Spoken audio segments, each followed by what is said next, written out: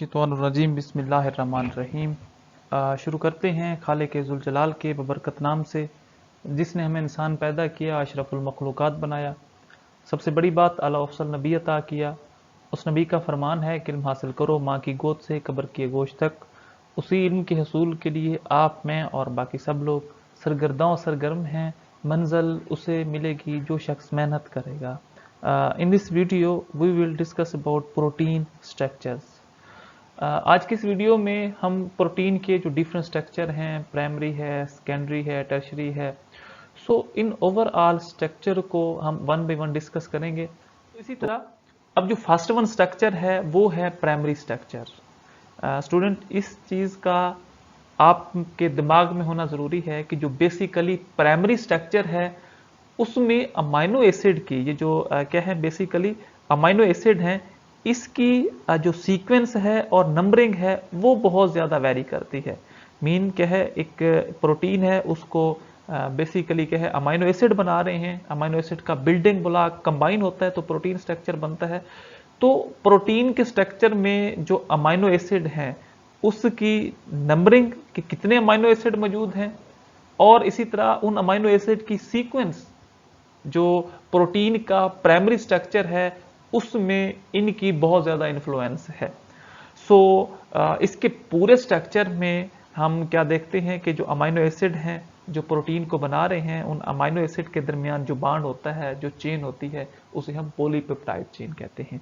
So first one, अब जो primary structure है इंसुलिन का, उसको जो क्या है फ्रेडरिक सेंगर है, इसने इंट्रोड्यूस करवाया था, इसने स्टडी किया था जो बेसिकली क्या है इंसुलिन का प्राइमरी स्ट्रक्चर है। सो अगर इंसुलिन का हम स्ट्रक्चर देखें जो फ्रेडरिक सेंगर ने स्टडी किया था, तो उसमें जो ओवरऑल अमाइनो एसिड हैं वो है 51।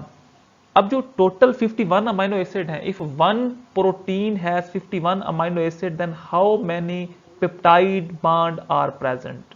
ठीक है, तो इसमें हम ये देखते हैं कि अगर तो जिस तरह इंसुलिन है उसमें 51 अमाइनो एसिड होते हैं।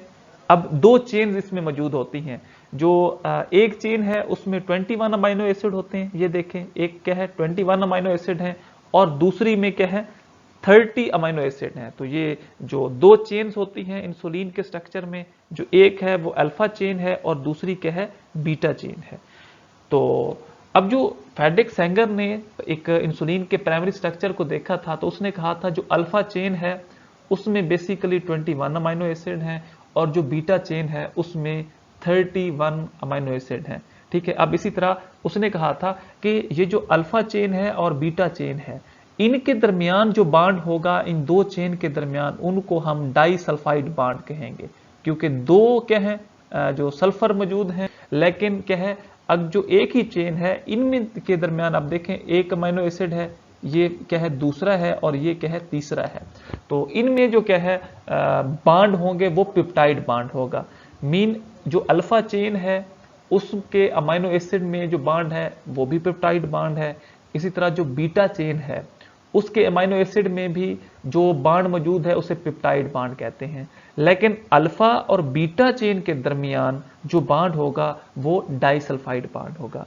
तो अब इसमें जो मेन बात है वो ये है कि अगर एक इंसुलिन का स्ट्रक्चर है उसमें 51 अमाइनो एसिड हैं, तो उसमें कितने पेप्टाइड बांड मौजूद होंगे, हम ये कह सकते हैं कि एक क्या है इसमें हम पेप्टाइड बांड को पढ़ने की कोशिश कर रहे हैं। सो अब ओवरऑल अगर हम इसके स्ट्रक्चर में देखें, हम ऑलरेडी लेक्चर में डिस्कस कर चुके हैं कि अगर हम पेप्टाइड बांड देखें तो पेप्टाइड बांड में स्टूडेंट क्या होगा कि इसमें दो अमाइनो एसिड कंट्रीब्यूट करते हैं। ठीक है, दो अमाइनो एसिड मिलते हैं। अब एक अमाइनो एसिड का जो कार्बोक्सिलिक ग्रुप है उससे हाइड्रोजन क्या है बेसिकली निकलता है, और जो क्या है दूसरा अमाइनो एसिड है उसके अमाइनो ग्रुप से हाइड्रोजन निकलता है। ठीक है, ये दोनों मिलके क्या बना देंगे, वाटर बना देंगे। अब इसी तरह ये जो क्या है कार्बन है और ये जो क्या है नाइट्रोजन है। अब इस कार्बन और नाइट्रोजन के दरमियान जो बांड बनेगा उसे हम पेप्टाइड बांड कहेंगे। ठीक है, तो उम्मीद है अब आपको पेप्टाइड बांड की समझ आ गई होगी। तो हम ये कहना चाहते हैं, अगर तो एक इंसुलिन का स्ट्रक्चर है उसमें जो टोटल अमाइनो एसिड हैं वो है 51, अब जो क्या है अल्फा चेन है उसमें 21 अमाइनो एसिड हैं। इसी तरह जो बीटा चेन है उसमें बेसिकली 30, यहाँ पे क्या आएगा 30 आएगा। तो अब ये क्या है ओवरऑल एक स्ट्रक्चर है। तो हम यूँ कह सकते हैं कि इसमें जो अगर तो अल्फा चेन है उसमें 21 अमाइनो एसिड हैं, तो जो पिप्टाइड बांड बनेंगे वो 20 बनेंगे। और इसी तरह जो क्या है बेसिकली जो बीटा चेन है उसमें बेसिकली यहाँ पे 30 आएगा। मैं ये इसे क्रॉस कर देता हूँ, ठीक है, कितना आएगा 30 आएगा। तो जो 30 अमाइनो एसिड जो बीटा चेन में मौजूद हैं, तो जब पेप्टाइड बांड फॉर्मेशन होगी वो बेसिकली क्या होगी 29 होगी। तो ये बेसिकली क्या है एक पेप्टाइड बांड फॉर्मेशन। अब ये देखें, अब अगर हमारे पास यहाँ पे क्या है बेसिकली 3 अमाइनो एसिड मौजूद हैं, लेकिन उनमें जो पेप्टाइड बांड हैं वो कितने हैं, टोटल 2 है। इट मीन अगर हमारे पास 21 अमाइनो एसिड हैं तो उनमें जो पेप्टाइड बांड होगा वो बेसिकली क्या होंगे 20 होंगे। इसी तरह अगर हमारे पास 30 अमाइनो एसिड हैं तो इसमें जो क्या है पेप्टाइड बांड होंगे वो बेसिकली क्या है 29 है। तो इस क्या है स्लाइड में हमने ये देखा कि अगर कितने अमाइनो एसिड मीन हम यूँ कह सकते हैं जितने भी अमाइनो एसिड हैं तो उनमें जो पेप्टाइड बांड फॉर्मेशन होगी वो उन अमाइनो एसिड से एक कम होगा। मीन अगर हमारे पास जो 51 अमाइनो एसिड हैं तो जो हमारे पास टोटल पेप्टाइड बांड बनेंगे वो 50 बनेंगे। सो ओवरऑल इसके एक हीमोग्लोबिन स्ट्रक्चर को देखें, क्योंकि जो हीमोग्लोबिन है ये भी एक बेसिकली क्या है एक प्रोटीन है जो बेसिकली क्या करी जा रही है जिस तरह ऑक्सीजन है, ठीक है, इसको ये लंग्स तक ट्रांसपोर्ट करी जा रही है। सो अगर हम हीमोग्लोबिन के स्ट्रक्चर को देखें तो हीमोग्लोबिन के स्ट्रक्चर में जो ओवरऑल अमाइनो एसिड हैं वो 174 अमाइनो एसिड मौजूद हैं। तो इसमें भी 2 चेन होती हैं। अब जो फर्स्ट वन है अगर हम अल्फा की 2 चेन को देख लें तो क्या है 141 अमाइनो एसिड मौजूद होंगे और 2 चेन में 156 अमाइनो एसिड मौजूद होंगे, ठीक है। तो ये अमाइनो एसिड हैं। और इसी तरह इनमें जो पेप्टाइड बांड फॉर्मेशन होगी, अगर यहाँ पे 151 अमाइनो एसिड हैं तो पेप्टाइड बांड 140 बनेंगे, यहाँ भी 140 बनेंगे। इसी तरह अगर 146 अमाइनो एसिड हैं एक हीमोग्लोबिन के स्ट्रक्चर में तो जो पेप्टाइड बांड होंगे वो क्या बनेंगे 145 बनेंगे। इसी तरह अगर 146 ये वही अमाइनो एसिड हैं तो जो पेप्टाइड बांड वो भी 145 बनेंगे। सो ये देखें, अब हमारे पास ये भी एक अमाइनो एसिड है, ये भी अमाइनो एसिड है, ये भी अमाइनो एसिड है, ये बेसिकली क्या है ओवरऑल अमाइनो एसिड है। अगर हम अमाइनो एसिड को इसमें काउंट करें 1 2 3 4 5 और 6, मीन हमारे पास 6 अमाइनो एसिड हैं। और अगर हम यहाँ पे पेप्टाइड बांड को देखें, ये देखें ये जो बेसिकली क्या है ये एक पेप्टाइड बांड है।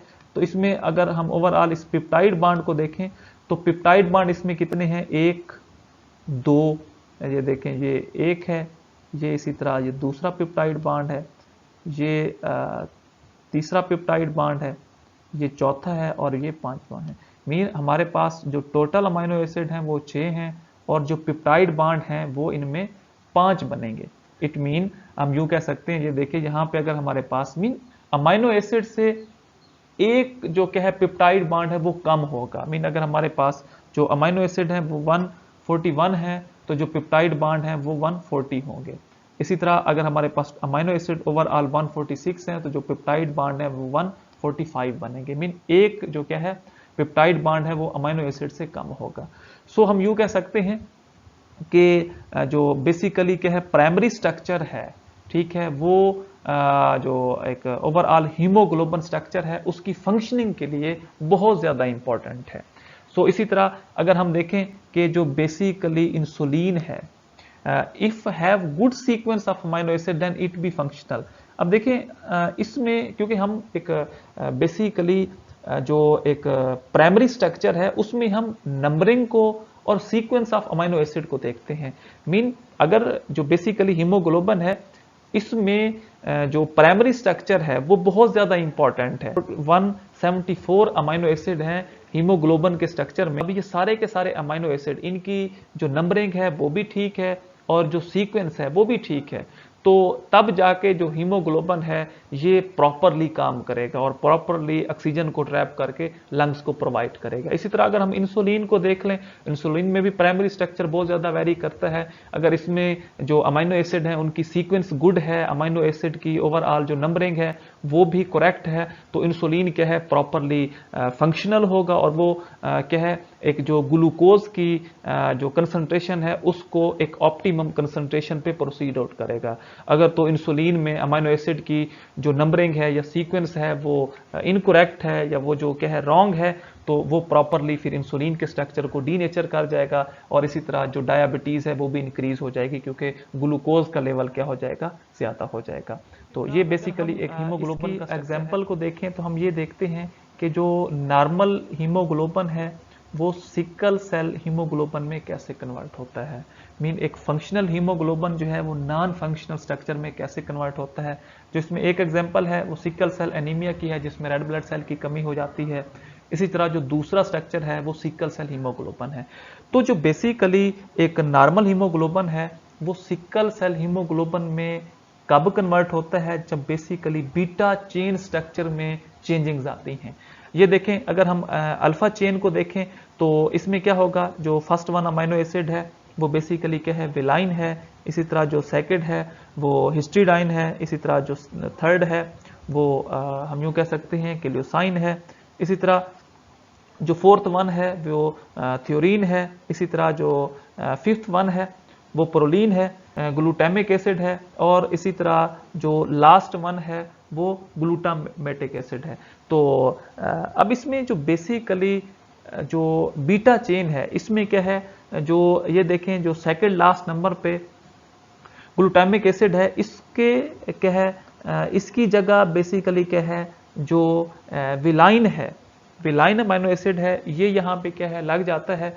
अब देखिए सिर्फ सीक्वेंस में क्या है चेंजिंग्स आई, जहाँ पे जो ये क्या है ग्लूटामिक एसिड लगना था उधर ये बीटा चेन में क्या लगा है जो विलाइन है, विलाइन अमाइनो एसिड। तो जो ओवरऑल हीमोग्लोबिन का स्ट्रक्चर है वो क्या है इम्बैलेंस हो गया, इसमें अमाइनो एसिड की जो सीक्वेंस है वो चेंज हो गई क्योंकि जो एक अमाइनो एसिड है जिधर क्या है ग्लूटामिक एसिड लगना था बीटा चेन में उधर अब क्या है विलाइन लग गया, तो ओवरऑल इसका जो स्ट्रक्चर है वो डीनेचर हो जाएगा। इसी तरह जो नॉर्मल हीमोग्लोबिन है वो सिकल सेल हीमोग्लोबिन में कन्वर्ट हो जाएगा। अगर हम इस स्लाइड में देखें तो बेसिकली इसमें दो प्रोसेस बताए गए हैं, जो डीएनए से मैसेंजर आरएनए का बनना ये ट्रांसक्रिप्शन है और इसी तरह आरएनए से प्रोटीन का बनना ये ट्रांसलेशन है, जिसका आपको पता है।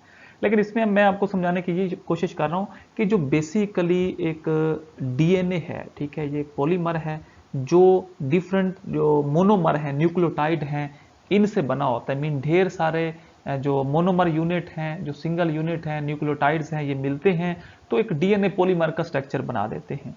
अब क्या होगा, जो बेसिकली ये न्यूक्लियोटाइड हैं ये डिफरेंट इंफॉर्मेशंस को इनकोड करते हैं with the help of codon, ठीक है। मीन डिफरेंट कोडान है, स्टार्ट कोडान है, स्टॉप कोडान है। अब अगर हम कोडान की डेफिनेशन देखें तो इसे हम कहते हैं ट्रिपलेट ऑफ न्यूक्लियोटाइड। 3 न्यूक्लियोटाइड मिलते हैं तो एक कोडान बनता है। मीन ये जितने भी न्यूक्लियोटाइड हैं ये डीएनए से जो इंफॉर्मेशन को क्या करते हैं मैसेंजर आरएनए तक कोडान की शक्ल में ले जाते हैं।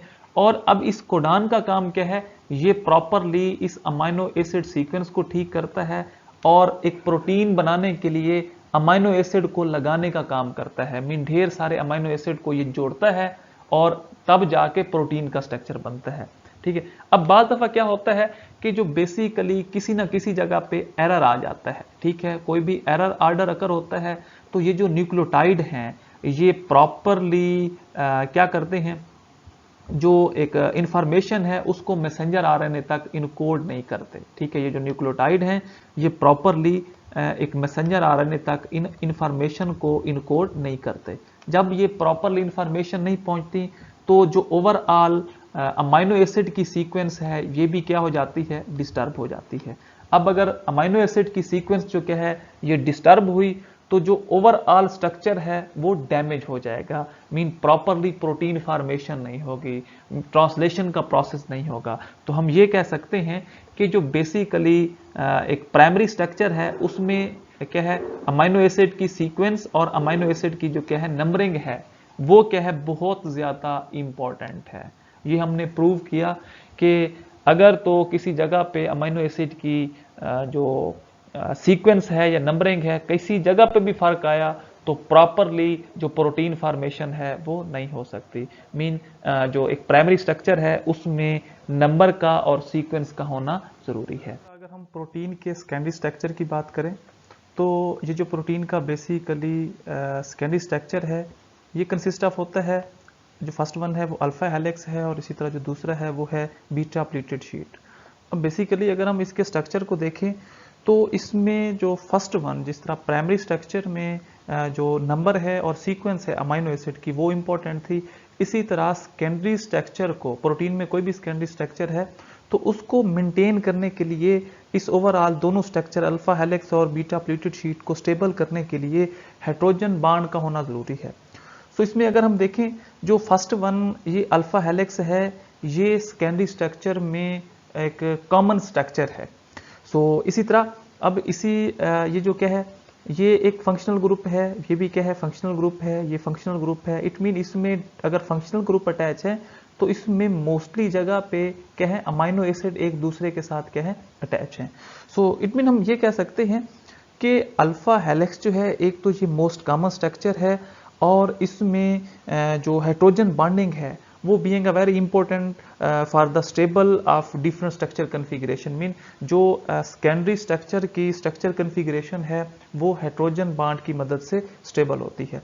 सो इसी तरह अगर हम बीटा प्लीटेड शीट को देखें तो इसके लिए जो एक टर्म यूज होती है folding back of polypeptide chain. ये देखें ये जो आपको नजर आ रहा है हमने क्या कहा है folding back of polypeptide chain. Mean जिस तरह एक हम यूँ कह सकते हैं कि एक जो शीट होती है, ठीक है, कागज का टुकड़ा है तो उसको हम एक फोल्ड कर दें, ठीक है, एक दूसरे के ऊपर ऐसे तह दर तह लगा दें तो ये सेम इसी तरह का बीटा प्लीटेड स्ट्रक्चर होता है क्योंकि इसमें जो क्या है पॉलीपेप्टाइड चेन है वो फोल्डिंग बैक होती है। मीन एक दूसरे के ऊपर पॉलीपेप्टाइड चेन का स्ट्रक्चर होता है। सो इसमें अगर हम देखें तो इसमें जो एक अमाइनो एसिड है उसकी ऑक्सीजन है, ये मैं आपको अभी यहाँ दिखा देता हूँ। ये देखें ये एक अमाइनो एसिड की जो ऑक्सीजन है, मीन जो एक अमाइनो एसिड का कार्बोक्सिलिक ग्रुप है, ठीक है, उसके साथ जो ऑक्सीजन अटैच है वो दूसरे अमाइनो एसिड का जो अमाइनो ग्रुप है उसमें जो हाइड्रोजन अटैच है उनके साथ ये क्या है, ये जो आपको येलो क्रॉस लाइन नजर आ रही है ये हाइड्रोजन बॉन्डिंग है। मीन हम ये कह सकते हैं कि बेसिकली जो हाइड्रोजन बॉन्डिंग है बीटा प्लीटेड शीट में भी वो इम्पोर्टेंट है। मीन बीटा प्लीटेड शीट के स्ट्रक्चर को भी मेंटेन करने के लिए इसकी स्ट्रक्चर कन्फिग्रेशन को रेगुलेट करने के लिए भी हाइड्रोजन का इम्पोर्टेंट होना ज़रूरी है। सो इसमें ये देखें ये इसी तरह ये एक ऑक्सीजन है, ठीक है, ये यहाँ पे हाइड्रोजन है, इसी तरह ये ऑक्सीजन है और ये क्या है हाइड्रोजन है। तो ये सारे ओवरऑल ये जितने भी है ये हाइड्रोजन बॉन्डिंग है और ओवरऑल जो इस स्ट्रक्चर को रेगुलेट करती है। सो अगर हम इसके एक प्रॉपरली स्ट्रक्चर को देखें तो इसमें एक क्या होगा, ये देखें ये डिफरेंट अमाइनो एसिड है, ये भी अमाइनो एसिड है, ये भी अमाइनो एसिड है, ये भी अमाइनो एसिड है और ये भी अमाइनो एसिड है। इसी तरह इसमें ये जो क्या है बेसिकली एक पेप्टाइड बॉन्ड है जो इन अमाइनो एसिड को एक दूसरे के साथ क्या कर रहा है जोड़ रहा है। तो हम ये यूं कह सकते हैं कि बेसिकली जो पॉलीपेप्टाइड चेन है, ठीक है, closed from spiral helical and some other configuration. Mean जितनी भी इसमें ये अमाइनो एसिड की पॉलीपेप्टाइड चेन है ये क्लोज्ड होती है, आया कि वो स्पाइरल शेप में हो सकती है, आया कि वो हेलिकल फॉर्म में हो सकती है या व्हाटएवर कोई भी कन्फिगरेशन होती है जो इस ओवरऑल क्या है ये जो सेकेंडरी स्ट्रक्चर है इसको रेगुलेट करती है। सो एट द एंड हम ये कह सकते हैं कि सेकेंडरी स्ट्रक्चर में जो क्या है हाइड्रोजन बॉन्डिंग है वो वेरी इंपॉर्टेंट है। इसके साथ साथ अब एक अमाइनो एसिड जब दूसरे अमाइनो एसिड के साथ मिला होता है तो इनमें जो टर्न होता है वो ईच टर्न वेरी करता है 3.6 समथिंग, ठीक हो गया। तो ये एक प्रॉपरली सेकेंडरी स्ट्रक्चर है प्रोटीन का जिसको हमने फर्दर मोर स्टडी किया। सो इसी तरह हम स्ट्रक्चर को देखें तो ये जो है ये टर्शरी स्ट्रक्चर है। सो इसकी जो ओवरऑल एक मेन डेफिनेशन है कि bending and folding back of polypeptide chain upon itself form a globular structure. Mean इसमें ये है कि ये देखिए ये जो आपको स्ट्रक्चर नजर आ रहा है ये बेसिकली क्या है, इसमें ये क्या हो रहा है कि जो एक पॉलीपेप्टाइड चेन है वो क्या हो रही है, फोल्ड हो रही है, और एंड पे जाके इन्होंने ये क्या है, सारी एक दूसरे के साथ फोल्ड हो गई। जो क्या है पेप्टाइड बांड है वो एक दूसरे के साथ क्लोज हो गए, फोल्ड हो गए, तो उन्होंने जो स्ट्रक्चर बनाया, अब वो जो स्ट्रक्चर है, ठीक है, इसको कहते हैं ग्लोबुलर स्ट्रक्चर। मीन एंड पे जाके जो ग्लोबुलर स्ट्रक्चर बनता है इसको हम टर्शियरी स्ट्रक्चर कहते हैं।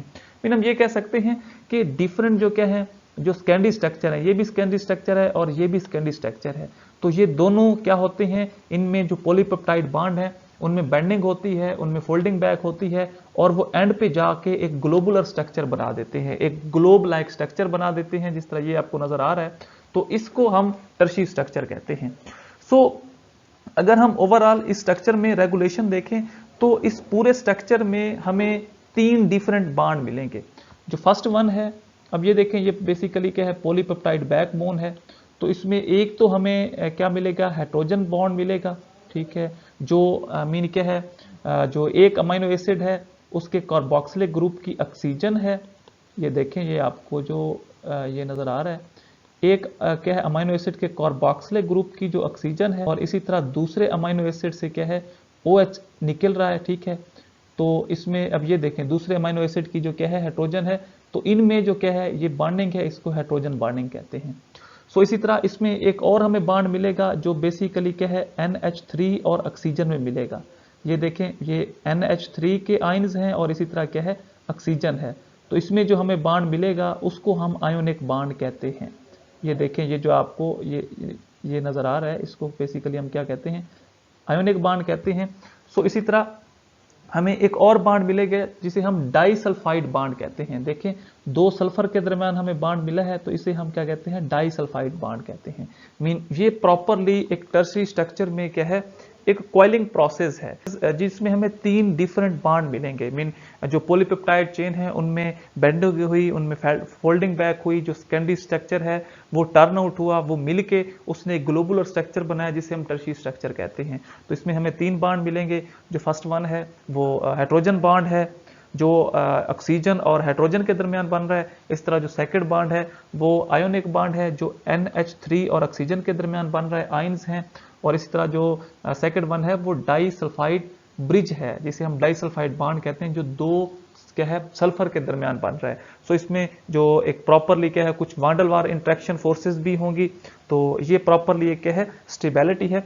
सो इसी तरह अगर हम ओवरऑल इसको देखें कि hydrophilic amino acid are present on a surface. अब 2 तरह के अमीनो एसिड होते हैं, एक होते हैं हाइड्रोफिलिक, ठीक है, और दूसरा क्या होते हैं हाइड्रोफोबिक। एक तो वाटर लविंग होते हैं जिसको हाइड्रोफिलिक कहते हैं, और दूसरा क्या है जो पानी से दूर भागते हैं, तो उनको हाइड्रोफोबिक कहते हैं। अब जो हाइड्रोफिलिक अमीनो एसिड है present on a surface, mean जो ऊपर वाली सरफेस पे क्या है अमीनो एसिड अटैच होंगे, उनको हम क्या कहते हैं, जो हाइड्रोफिलिक अमीनो एसिड कहते हैं। और इसी तरह जो हाइड्रोफोबिक अमीनो एसिड होंगे उनको हम क्या कहेंगे, जो इंटरनल साइड पे, ठीक है, जो एक पूरा स्ट्रक्चर है, टर्शियरी स्ट्रक्चर है, उसके अंदर की तरफ क्या होंगे, धंसे होंगे, तो उनको हम हाइड्रोफोबिक अमीनो एसिड कहते हैं। तो ये एक प्रॉपरली क्या है, हम यूं कह सकते हैं कि टर्शियरी स्ट्रक्चर है। और इसके साथ साथ ये जो टर्शियरी स्ट्रक्चर है, इसकी जो स्टेबिलिटी है, इसकी जो कॉन्फ़िगरेशन है, ये भी टोटल हाइड्रोफोबिक अमीनो एसिड पर और हाइड्रोफिलिक अमीनो एसिड पर डिपेंड करती है। साथ अब ये देखें, जो डिफरेंट बॉन्ड हमें मिले हैं, एक तो हमें आयोनिक बॉन्ड मिला है, जो बेसिकली क्या है, ये इस क्या है NH3 में, ठीक है, और दूसरा क्या है इस ऑक्सीजन में है। ये देखें, ये हम यूं कह सकते हैं कि ये जो बॉन्ड है ये क्या है, हमें कहाँ से मिला है। ये देखें, ये बेसिकली ये बॉन्ड है जो हमें NH3 और एक ऑक्सीजन के साथ मिला है। ये देखें, ये जो है इस तरह का जो बॉन्ड होगा, ठीक है, जो इंटरनल साइड पे बुरीड होगा, धंसा होगा, उसको हम आयोनिक बॉन्ड कहते हैं। इस तरह कुछ हमें क्या है वान टू वाल इंट्रैक्शन मिलेंगी। इसी तरह हमें एक जो हम यूं कह सकते हैं ऑक्सीजन और क्या है हाइड्रोजन के दरमियान जो बॉन्ड होगा उसको हम क्या है हाइड्रोजन बॉन्डिंग कहते हैं, हाइड्रोजन बॉन्ड कहते हैं। सो इसी तरह इसके साथ साथ हमें एक ब्रिज मिलेगा। ये देखें, जिस तरह ये वाला जो है ये एक हाइड्रोजन बॉन्ड है, ठीक है, और एक हमें क्या मिलेगा, ब्रिज बनेगा जिसे हम डाइसल्फाइड बॉन्ड कहते हैं, मीन 2 सल्फर के दरमियान ये इस तरह का एक सल्फर और इसी तरह के है दूसरी सल्फर। तो इसमें चंद एक बाड ऑलरेडी हम डिस्कस कर चुके हैं, आयोनिक बाड, हाइड्रोजन बाड और कुछ के हैं वान डेर वाल्स फोर्सेज हैं। तो इसी तरह अगर हम क्वार्नरी स्ट्रक्चर को देखें, ठीक है, तो अब इसमें क्या होगा, ये बेसिकली एग्रीगेशन है ऑफ आर टर्शरी स्ट्रक्चर, ठीक है। मीन ये जो स्ट्रक्चर बनता है इसमें एग्रीगेशन होती है, जो एक टर्शरी स्ट्रक्चर है वो एक दूसरे के साथ एग्रीगेट होता है, एक दूसरे के साथ मिलता है, तो ये क्या है, क्वार्नरी स्ट्रक्चर बना देता है। तो इसमें भी वही बॉन्डिंग है, जो फर्स्ट वन है वो हाइड्रोजन बॉन्डिंग होगी, आयोनिक बॉन्ड होगा, और दूसरा क्या है, हाइड्रोफोबिक बॉन्डिंग होगी। मीन वो अमीनो एसिड हैं जो पानी से दूर भागते हैं। तो इस तरह के स्ट्रक्चर को, जिसमें टर्शरी स्ट्रक्चर की एग्रीगेशन हो, टर्शरी स्ट्रक्चर जो है वो मिल के जो क्या है स्ट्रक्चर बनाता है, उसे क्वार्नरी स्ट्रक्चर कहते हैं। तो अब ये जो क्या है क्वार्नरी स्ट्रक्चर है, इसमें एक हाइड्रोजन बॉन्डिंग कंसिस्ट ऑफ होती है, एक आयोनिक बॉन्ड है और दूसरा हाइड्रोफोबिक बॉन्ड है। सो अगर हम ओवरऑल इसके स्ट्रक्चर को देखें तो इसमें ये देखें कि जो फर्स्ट वन स्ट्रक्चर है ये क्या है, प्राइमरी प्रोटीन स्ट्रक्चर है, जिसमें सीक्वेंस ऑफ अमीनो एसिड और नंबरिंग का ख्याल रखा जाता है। सो इसी तरह जो सेकेंड वन स्ट्रक्चर है, इसमें एक अल्फा हेलिक्स होता है जिसे हम, और दूसरा क्या है, बीटा प्लीटेड शीट कहते हैं। ये बेसिकली क्या है, स्कैंडी स्ट्रक्चर है, और इसमें जो हाइड्रोजन बॉन्डिंग है वो ओवरऑल जो एक प्रोटीन कन्फिग्रेशन है, जो प्रोटीन का स्ट्रक्चर है, रेगुलेशन है, वो इसको कंट्रोल करता है। तो इसमें भी क्या है, वही पॉलीपेप्टाइड चेन के दरमियान वही क्या है, जो लोकल फोल्डिंग होती है, और वो क्या है, एक प्रॉपरली शीट का स्ट्रक्चर बना देते हैं। सो इसी तरह अगर हम टर्शरी स्ट्रक्चर को देखें तो ये बेसिकली 3 डिमेंशनल होती है, इसमें भी वही फोल्डिंग है, और ओवरऑल जो प्रोटीन है due to side of chain interaction, और इसमें जो फोल्डिंग पैटर्न होगा वो प्रोटीन के चेन इंटरेक्शंस पर कंसिस्ट ऑफ होगा। सो इसी तरह जो लास्ट वन स्ट्रक्चर है, अब इसमें क्या होगा, जो प्रोटीन है वो कंसिस्टिंग होगी more than 1 amino acid. Mean जो ओवरऑल जो टर्शरी स्ट्रक्चर है वो एग्रीगेट होके वो क्वार्नरी स्ट्रक्चर बना देगा। हमारा आज का लेक्चर था। किसी भी कंफ्यूजन की सूरत में स्टूडेंट्स आप कमेंट्स बॉक्स में अपना क्वेश्चन टाइप कर सकते हैं, इंशाल्लाह इसका आपको रिस्पॉन्स ज़रूर मिलेगा। थैंक यू, अल्लाह हाफिज़।